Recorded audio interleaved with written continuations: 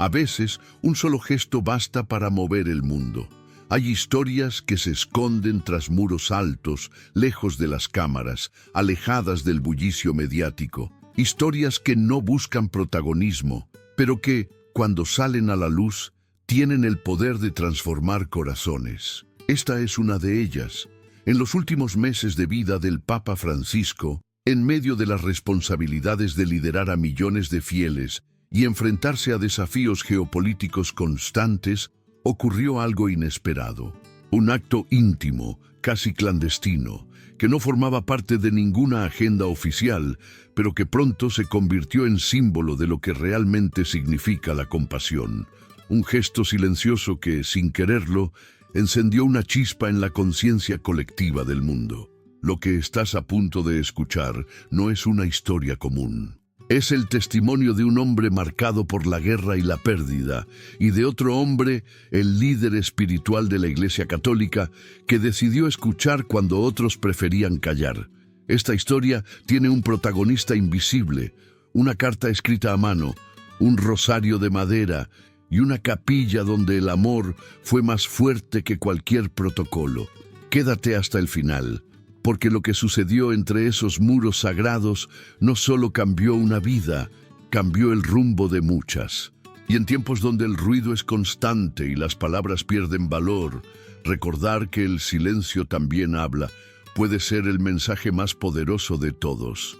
Y así, entre el incienso y las hojas de otoño romanas, comienza nuestra historia.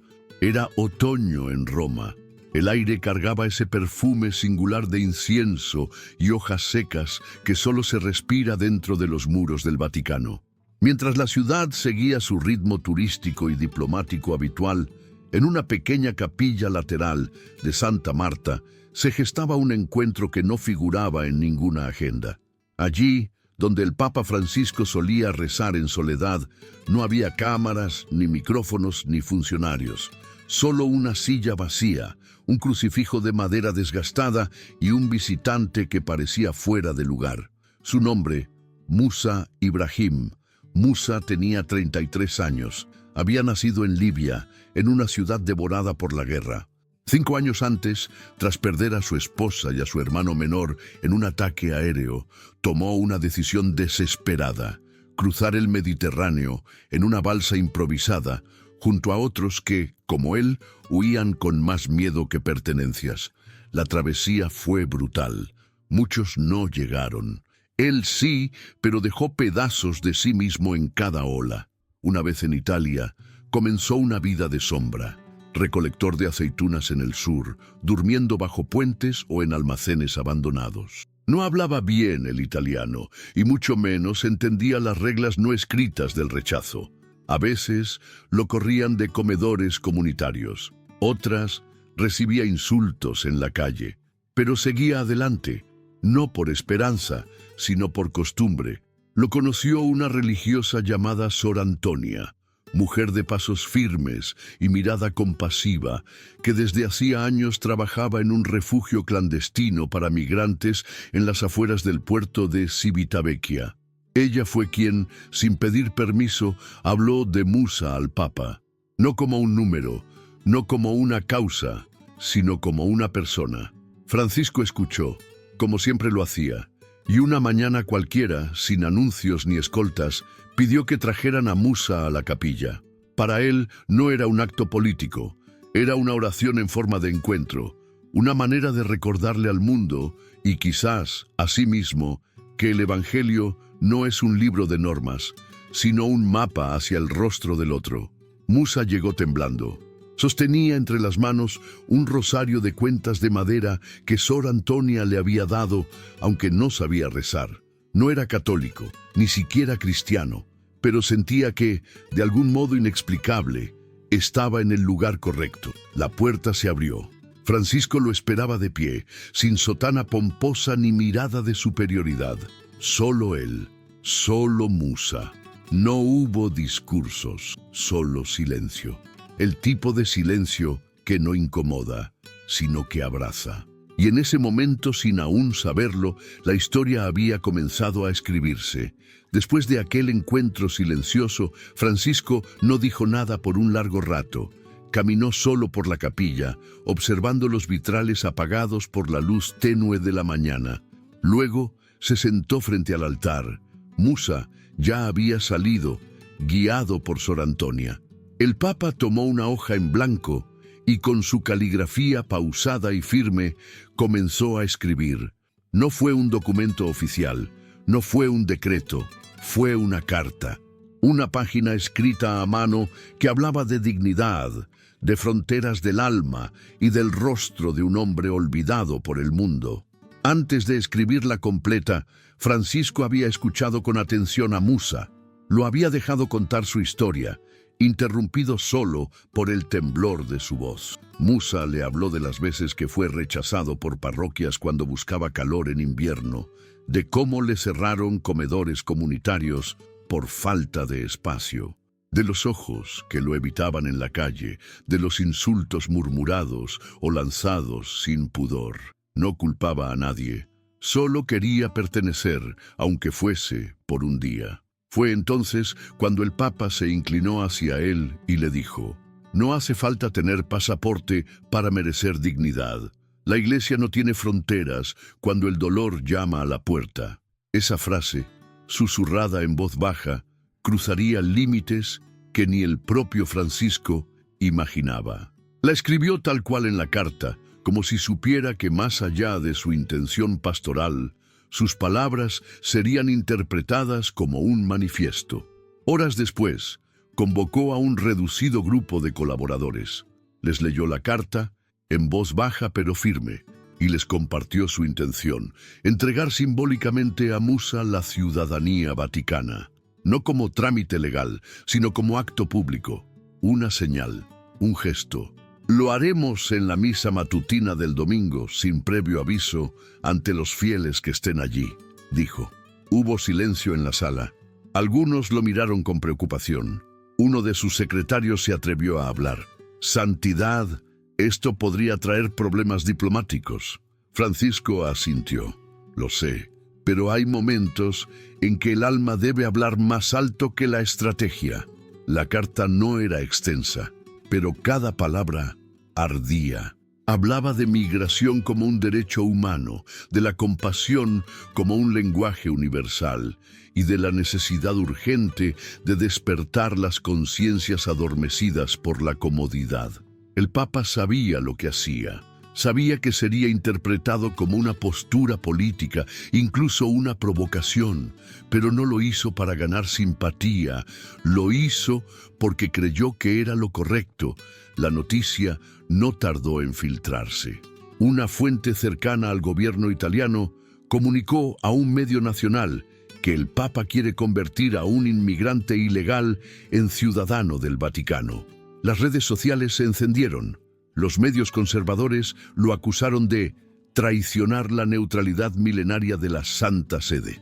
Algunos políticos dijeron que estaba jugando a la política de fronteras. En los pasillos del Vaticano, el ambiente se tensó. Cardenales solicitaron reuniones urgentes. Varios pidieron que cancelara el acto, que al menos postergara la lectura de la carta. Francisco los escuchó a todos. Luego respondió con calma: «Si el miedo dicta nuestras decisiones, entonces el Evangelio ya no es nuestra guía». En su diario personal, escribió esa misma noche: «Los gestos verdaderos no son los que esperan el aplauso, sino los que aceptan el rechazo. Hoy hice uno de esos». Y así, en medio de la incomodidad institucional, la confusión diplomática y el temor al escándalo, el Papa decidió seguir adelante, porque para él, la fe sin riesgo no es fe, es conformismo. La mañana señalada llegó sin fanfarria. Era temprano. La capilla de Santa Marta estaba casi vacía. No había cámaras ni periodistas, solo unas pocas decenas de fieles que, como cada domingo, acudían en busca de paz. Entre ellos, nervioso y vestido con ropa prestada, estaba Musa Ibrahim. Lo acompañaban dos religiosas que se habían convertido en su familia adoptiva. Francisco entró sin ornamentos ni escoltas. Llevaba en las manos la carta que había escrito días antes. Caminó con paso firme hasta el altar. Miró a Musa, luego al crucifijo de madera que colgaba sobre la pared. Hizo una pausa, respiró hondo. «Hoy no se trata de política, ni de reglas, ni de protocolos», dijo. «Se trata de un ser humano». El silencio era absoluto. Todos los presentes comprendían que estaban por presenciar algo distinto, algo que no volvería a repetirse.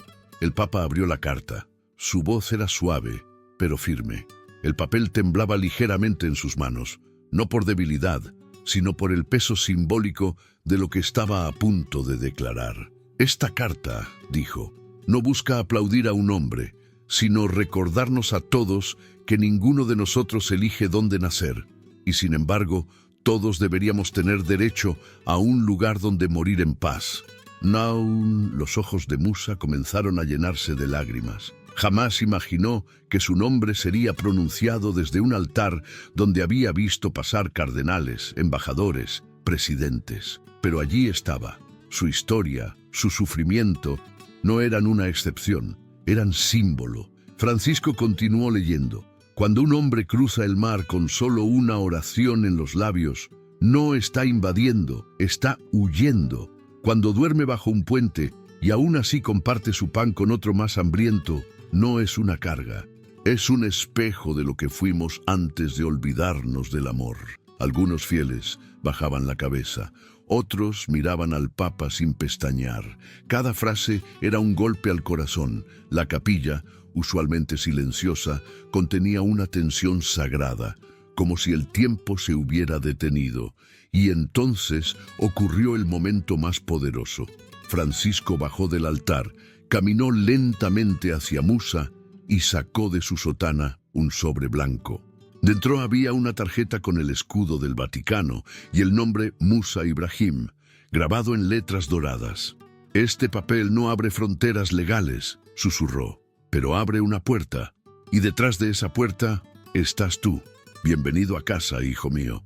Musa rompió en llanto, no por el papel, sino por lo que significaba ser visto, ser nombrado, ser aceptado por una institución que, durante siglos, había cerrado sus puertas a los invisibles. No hubo aplausos, solo un silencio largo, denso, profundo, como una pausa colectiva para digerir lo vivido. Aquella misa no fue una ceremonia, fue una declaración.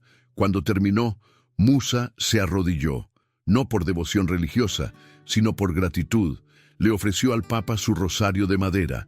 Francisco lo tomó, lo besó y se lo devolvió. «Sigue orando», le dijo, «aunque no sepas cómo.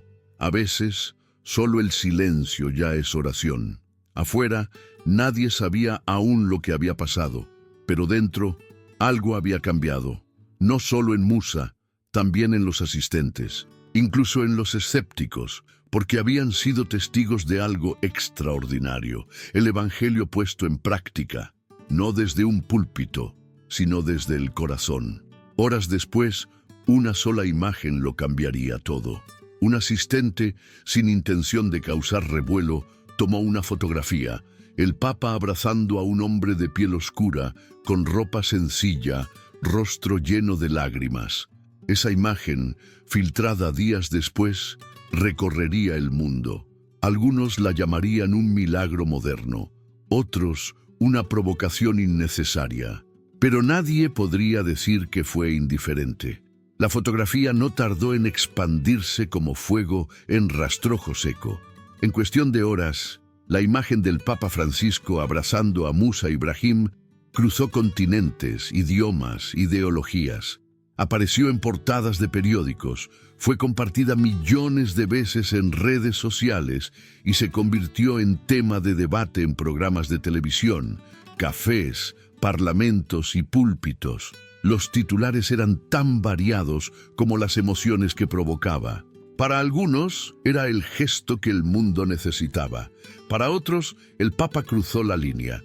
El Vaticano, en principio, guardó silencio. No emitió comunicados, no dio entrevistas, pero la onda expansiva ya era incontrolable. Los sectores conservadores reaccionaron con furia. Políticos europeos, especialmente aquellos con posturas nacionalistas, acusaron a Francisco de estar utilizando la Iglesia para promover una agenda migratoria.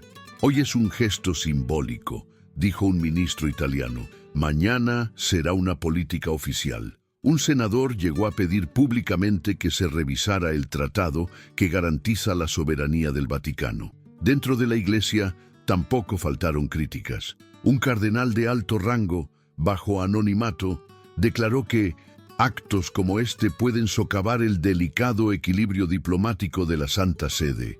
Incluso hubo quienes lo llamaron activista, traidor a la tradición, enemigo de Occidente. Pero mientras crecía el ruido, algo distinto comenzaba a germinar en otras partes del mundo. El gran imán de Al-Azhar, máxima autoridad del Islam sunita, envió una carta formal al Vaticano. El mensaje, breve pero contundente, decía: ninguna fe debería temer al amor. Su santidad ha recordado lo esencial, y lo esencial nos une. En Jerusalén, un grupo de rabinos ortodoxos organizó una vigilia interreligiosa en honor al mensaje del Papa. No había discursos ni banderas, solo una lectura colectiva de frases de la carta que Francisco había escrito a Musa. La más repetida: la misericordia no conoce fronteras. La imagen de la pequeña placa instalada en la capilla, con la frase «El dolor no conoce banderas, la misericordia tampoco», se volvió ícono. Comenzó a ser replicada en capillas, centros de acogida, incluso en escuelas. Algunos la grababan en madera, otros la pintaban en murales. Era más que un mensaje, era una señal. En contraste, el odio digital escaló. Los insultos contra el Papa se multiplicaron en redes sociales. Lo acusaban de ingenuo, de romper con siglos de neutralidad eclesial, de poner en riesgo el futuro de la Iglesia por un gesto sentimental. Las amenazas, incluso personales, obligaron al Vaticano a reforzar medidas de seguridad. Pero Francisco no respondió, no concedió entrevistas, no buscó confrontaciones. Hizo lo que siempre había hecho mejor: escuchar. Cada mañana, desde aquel día, se sentaba en la capilla antes del amanecer. Una luz tenue iluminaba los bancos vacíos. Algunos decían que oraba, otros que simplemente esperaba. En realidad, escribía pequeñas notas en papel reciclado. Algunas se las entregaba a voluntarios, otras quedaban en el altar como cartas sin remitente, esperando a quien tuviera el valor de leerlas. Una de ellas decía: cuando ya no puedas hablar, deja que tu silencio abrace. Y así fue. Su silencio comenzó a abrazar al mundo. A los pocos días, Musa volvió a la capilla. Pero esta vez no venía solo. Traía consigo a otros 3 migrantes, personas sin papeles, sin nacionalidad, sin nada. Francisco los esperaba. Junto a la puerta había una nueva placa de madera. No era ostentosa, pero tenía grabada la frase que el Papa había escrito originalmente para Musa. Les pidió que la tocaran. No es oro ni mármol, dijo, pero pesa más que cualquiera de ellos. Musa le preguntó en un italiano entrecortado: ¿por qué yo? Francisco respondió con una sonrisa: porque alguien tenía que ser el primero, y tú ya habías cruzado el mar. Lo difícil ahora es que crucemos nosotros. El impacto global no cesó. Las tensiones aumentaron, las redes no se apagaban, pero también comenzaban a surgir comunidades de acogida inspiradas en el gesto. Grupos interreligiosos, voluntarios, asociaciones civiles. Lo que había nacido en silencio ya no podía detenerse. Y en medio de esa tormenta mediática, política, espiritual, el Papa continuaba caminando con paso lento, no para retroceder, sino para que otros pudieran alcanzarlo. Mientras los ecos del gesto del Papa aún resonaban en el mundo, la presión sobre él crecía. Algunos esperaban que diera marcha atrás, que suavizara el mensaje, que explicara que todo había sido un símbolo sin consecuencias reales. Pero Francisco no cedió. no porque buscara confrontar, sino porque ya había tomado una decisión silenciosa: continuar. Pasaron apenas unos días cuando Musa fue invitado nuevamente a la capilla de Santa Marta. Esta vez no venía con temores, tampoco venía solo. Traía consigo a 3 compañeros con quienes compartía techo y pan en un albergue improvisado. Eran hombres rotos por la guerra, el hambre, la indiferencia. Ninguno tenía documentos, ninguno hablaba bien el italiano, pero allí estaban, frente a una puerta que nunca esperaron ver abierta para ellos. Lo primero que vieron fue una pequeña placa de madera junto a la entrada lateral. No era grande, ni llamativa, pero grabadas en ella estaban las palabras que Francisco había escrito para Musa. El dolor no conoce banderas, la misericordia tampoco. El Papa los esperaba, sin ceremonial. Les pidió que se acercaran y tocaran la placa. No es oro ni mármol, dijo, pero pesa más que cualquiera de ellos. Uno de los migrantes comenzó a llorar. Otro preguntó si eso significaba que eran parte de la iglesia. Francisco respondió con ternura: ustedes ya eran parte, solo que nadie se los había dicho. Musa, aún conmovido, volvió a preguntar: ¿por qué yo?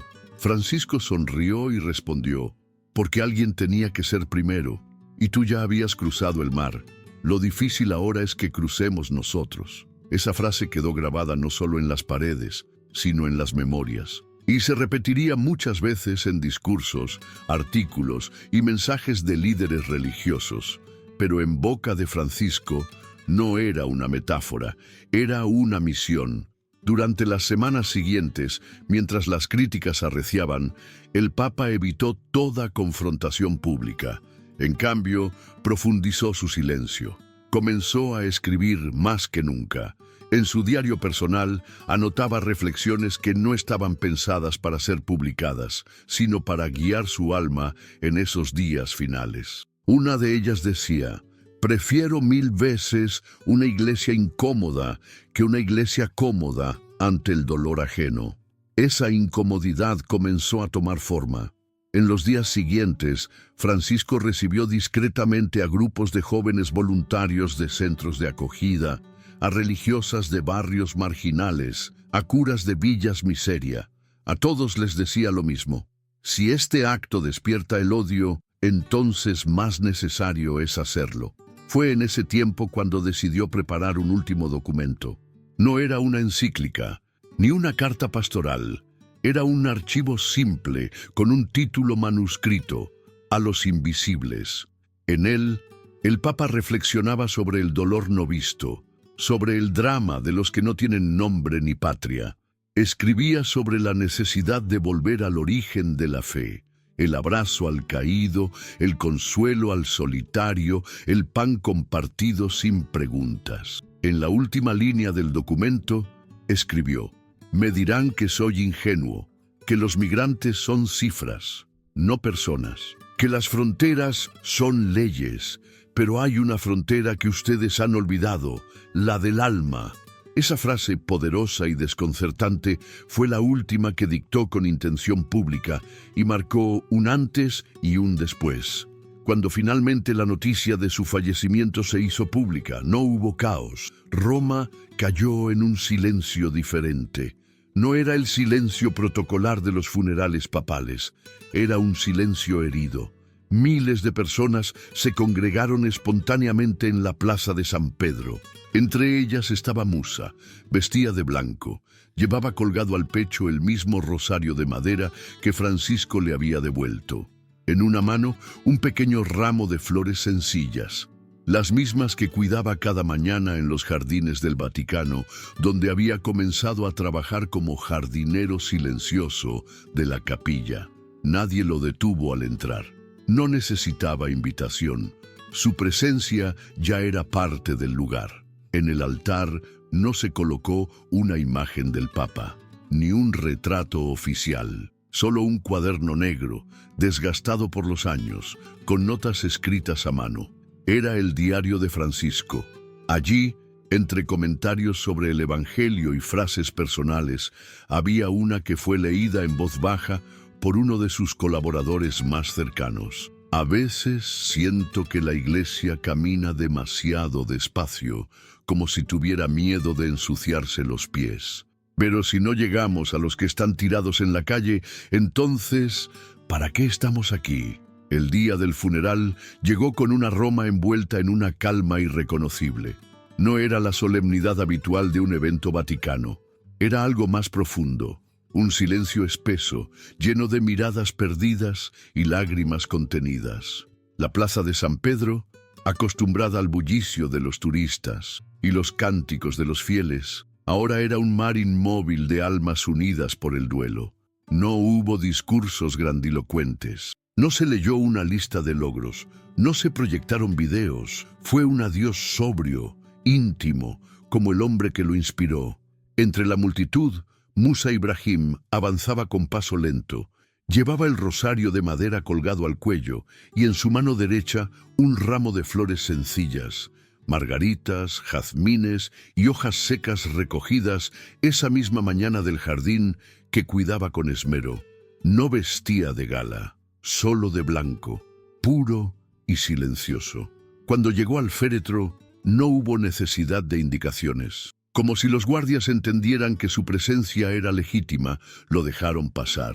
Musa se arrodilló, cerró los ojos, respiró hondo, luego sacó el rosario, lo sostuvo unos segundos entre las manos y lo colocó sobre el pecho del Papa. No dijo nada, no hizo ninguna señal, solo una lágrima corrió por su mejilla y cayó sobre la madera del ataúd. Fue un gesto. El mismo gesto que tiempo atrás le había cambiado la vida. No hubo cámaras oficiales registrando el momento. Solo lo vieron quienes estaban cerca, pero no hizo falta más, porque en ese instante el mensaje estaba completo. No hacía falta sermón, no hacía falta aclaración. En uno de los bancos de la capilla de Santa Marta, meses después, alguien colocó una inscripción sencilla, sin bronce, sin oro, sin firma. Solo decía, aquí oró un hombre que prefirió abrir puertas antes que dictar juicios. Quizás dentro de unos años, pocos recuerden qué día exacto fue esa misa, o qué palabras exactas usó el Papa en aquella carta. Pero algo es seguro, muchos recordarán que hubo un momento en que el mundo pareció detenerse y mirar al rostro de un migrante como quien mira el rostro de Cristo. Y quizás eso fue lo único que Francisco quiso lograr. Después del funeral, cuando las flores comenzaron a marchitarse y los titulares se apagaron, lo que quedó fue el eco de una vida vivida con propósito. No una vida perfecta, ni libre de críticas, sino una vida que eligió el amor como camino, incluso cuando dolía. Francisco no dejó monumentos, no pidió estatuas, no diseñó fundaciones con su nombre. En lugar de eso, dejó instrucciones claras, que la capilla de Santa Marta permaneciera abierta día y noche para cualquiera que no tuviera dónde rezar, que sus ingresos por regalías y donaciones fueran destinados a centros de acogida para migrantes y mujeres solas en situación de calle. No quiero bustos ni retratos, solo una línea escrita en mi letra pequeña. Escribió en una de las últimas páginas de su cuaderno, y esa línea decía, si algún día me buscan, no me busquen en estatuas, búsquenme donde haya alguien que llore y alguien que escuche. Esa frase comenzó a circular como fuego lento entre quienes lo habían conocido. Algunos la imprimieron y la colgaron en capillas, otros la tatuaron en la piel. Para Musa se volvió oración. Y cada flor que plantaba en los jardines del Vaticano era su forma de repetirla, como si el acto de sembrar belleza fuera también una forma de seguir escuchando. Con el tiempo, otros siguieron su ejemplo. La placa de madera con la inscripción «El dolor no conoce banderas» apareció en iglesias de América Latina, en mezquitas del Magreb, en sinagogas europeas. No como símbolo de conversión, sino como recordatorio de humanidad compartida. Francisco no rompió fronteras físicas, pero sí abrió puertas interiores. Nos recordó que la fe no se mide por el dogma que se repite, sino por el rostro que se reconoce, que el cristianismo no es patrimonio de los puros, sino refugio para los heridos, que el silencio, cuando nace del amor, también puede gritar, y así su legado no quedó grabado en piedra, sino sembrado en carne viva, en cada musa invisible que al ser visto, descubre que también tiene nombre, que también tiene hogar, que también es parte, porque como él mismo escribió, si el Evangelio no nos empuja a abrir los brazos, entonces, ¿qué estamos predicando?